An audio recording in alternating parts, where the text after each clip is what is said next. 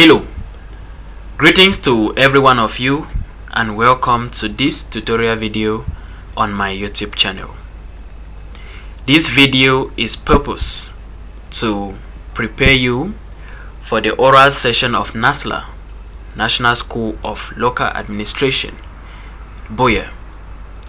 So if you have made it at the written part, the written phase of the exam, and you desire to intensively prepare for the oral session, then you are highly welcome to this tutorial video today with me, Sir GODWILL, YAKUM.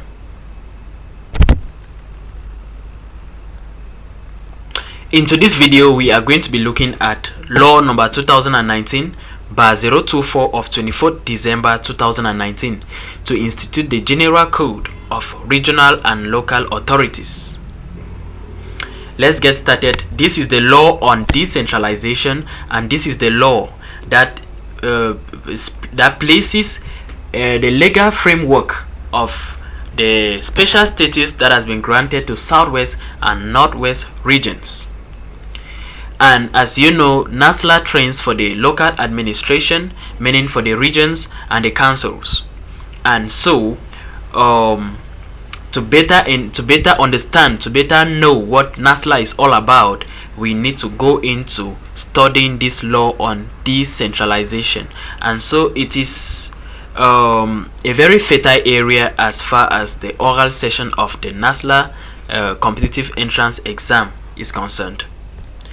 Let's get into the video and begin the first lesson we are going to be looking at, which is the General Code of Regional and Local Authorities, and we are going to be looking at the first part of this our lesson today. I shall be coming up with part 2 in the next 24 hours. So I'm going to begin with the presentation of the General Code for Regional and Local Authorities. This code is a law that was enacted in 2019, December 24th, by law number 2019/024 of 24th December 2019 to institute the General Code of Regional and Local Authorities. I would also like to mention that the General Code of Regional and Local Authorities sets out the legal framework of the special status that has been granted to the Southwest and the Northwest regions of our country. And in its section 3, it actually brings out the legal framework of the special status granted to Northwest and Southwest based on their linguistic specificity and historical heritage. Now we are going to be looking at the general provisions as from section 1 sub 1 of the General Code for Regional and Local Authorities.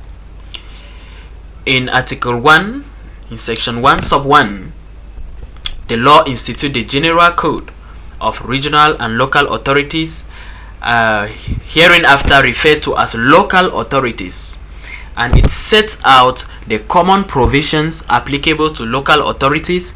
It also sets out the status of local authorities. It sets out the regulations governing the organization and functioning of local authorities. It sets out the financial regime of local authorities, and finally it sets out the special regulations applicable to certain local authorities. We can find this in section 1 of the General Code of Regional and Local Authorities. In its section 2, the law says the legal authorities shall be the legal authorities of the Republic shall be regions and councils.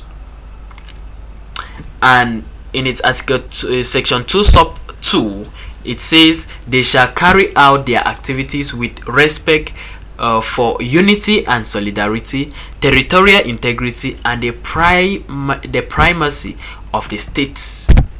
In its section 2 sub 3, it says the local authorities shall have equal status.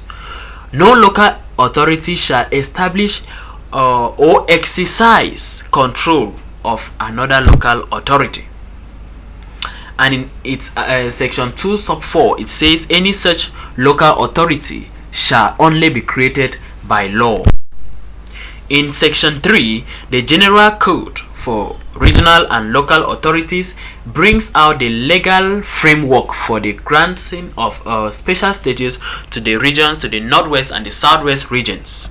So in its article section 3 sub 1, the general code for local regional and local authorities says the northwest and the southwest region shall have special status based on their linguistic specificity and historical heritage.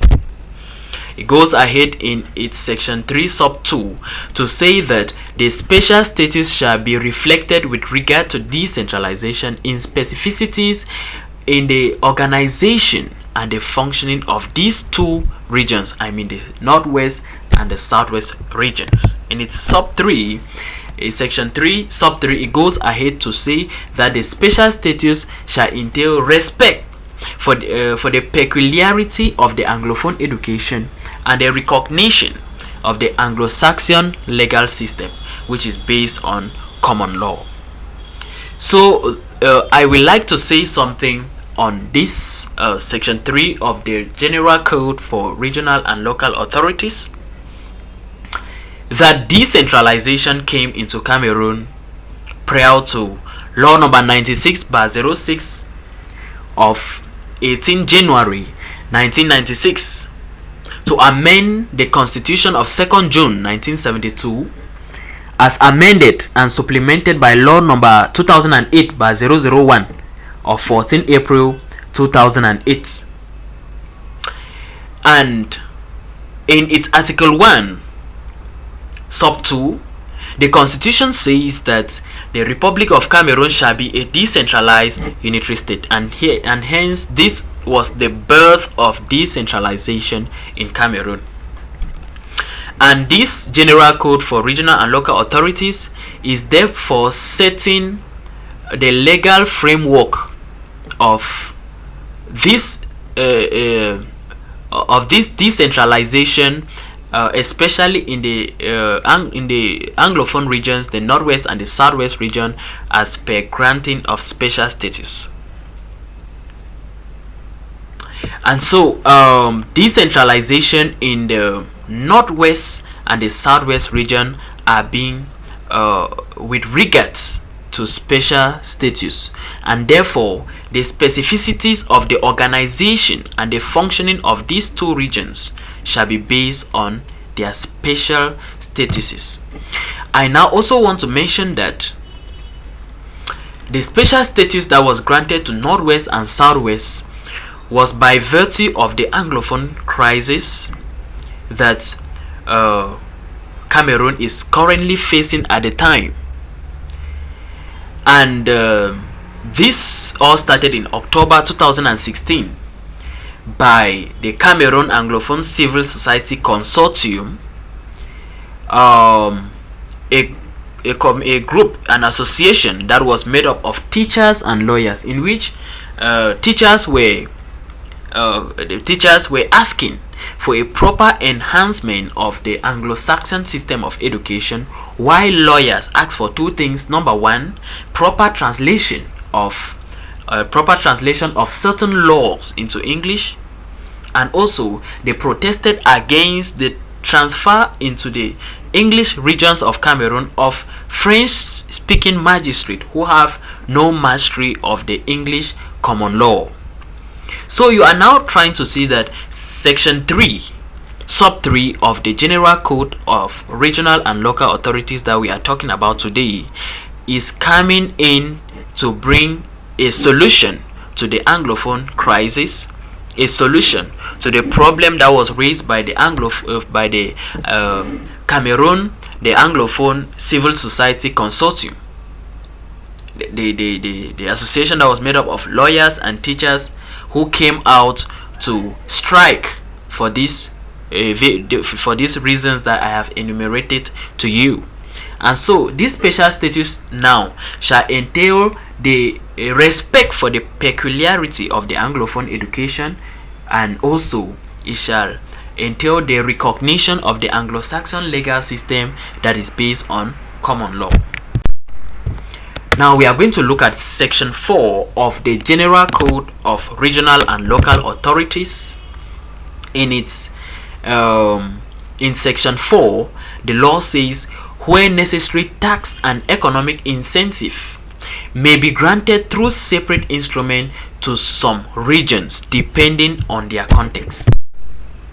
Now we are going to look at the general framework of decentralization as provided by the General Code of Regional and Local Authorities in its part 1. It is made up of two subsections. 1 talks on decentralization and gives it a definition. We know decentralization as the transfer of power from the central organ of the government to the sub-national collectivities, which we call councils.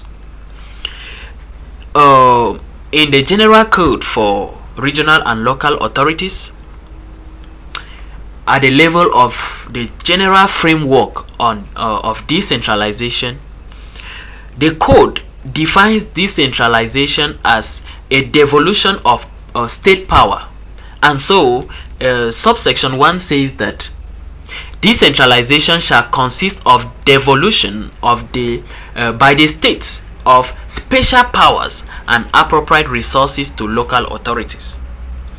And so in decentralization, the state shall transfer power to the local authorities, and not just the special power, shall also transfer appropriate resources. So for an effective decentralization to take place, there must be a devolution of both the powers and the appropriate resources for effective decentralization.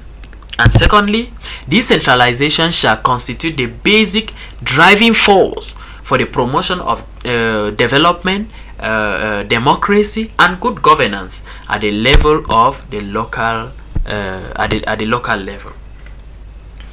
And so decentralization is a key for local development, and this is why NASLA, the National School of Local Administration, located in Boya, has as motto NASLA, the bedrock of local development.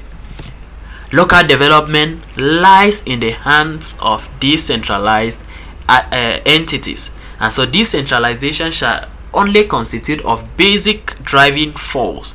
It is going to be the basic driving force for the promotion of development, democracy, and good governance at the local level. And by so doing, if the local level practices democracy and good governance and development, then we are moving ahead to a better Cameroon through decentralization. All right, ladies and gentlemen, dear friends, thank you for watching. Remember to subscribe to my YouTube channel. Do not forget to comment, like, and share the video. If you like the video, do well to subscribe to the channel, so that next time I upload a new video to this channel, you shall be notified to come and watch. Thank you for watching, and good luck as you prepare intensively. God bless you.